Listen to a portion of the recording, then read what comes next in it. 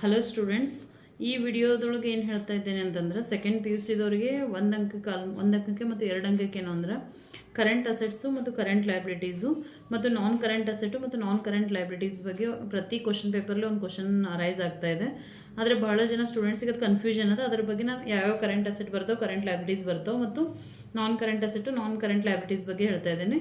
ಮೊದಲೇದಾಗಿ ಏನು ಅಂತಂದ್ರೆ ನಾನ್ ಕರೆಂಟ್ ಲೈಬಿಲಿಟೀಸಲ್ಲಿ ಯಾವ್ಯಾವ ಬರ್ತಾವೆ ಅಂತಂದರೆ ಒಂದು ಡೆಬೆಂಚರ್ಸ್ ಬರುತ್ತೆ, ಆಮೇಲೆ bank loan, secured loan, long term loan ಅಥವಾ ಲಾಂಗ್ ಟರ್ಮ್ ಬಾರೋಯಿಂಗ್ಸ್ ಅಂತೇಳಿ ಇದರೊಳಗೆ ಯಾವುದೇ ಬಂದರೂ ಕೂಡ ಅದಕ್ಕೆ ನಾವು ನಾನ್ ಕರೆಂಟ್ ಲೈಬಿಲಿಟಿ ಅಂತ ಕನ್ಸಿಡರ್ ಮಾಡ್ತೀವಿ.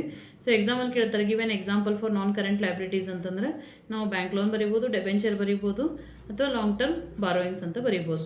ಇನ್ನು give an example for current liabilities ಅಂತ ಕೇಳಿದ್ರು ಅಂತಂದ್ರೆ creditors, bills payable or any other provisions or short term loans ಅಂತ ಬರೀಬೋದು.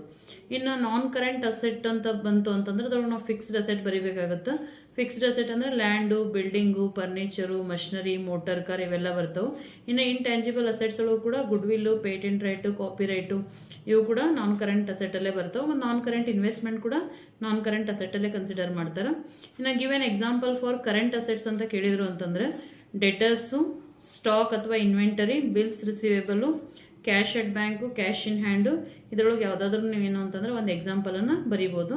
ಇದು ಆಲ್ಮೋಸ್ಟ್ ಎಲ್ಲ ಕ್ವಶನ್ ಪೇಪರಲ್ಲಿ ಬರ್ತಾ ಇದೆ.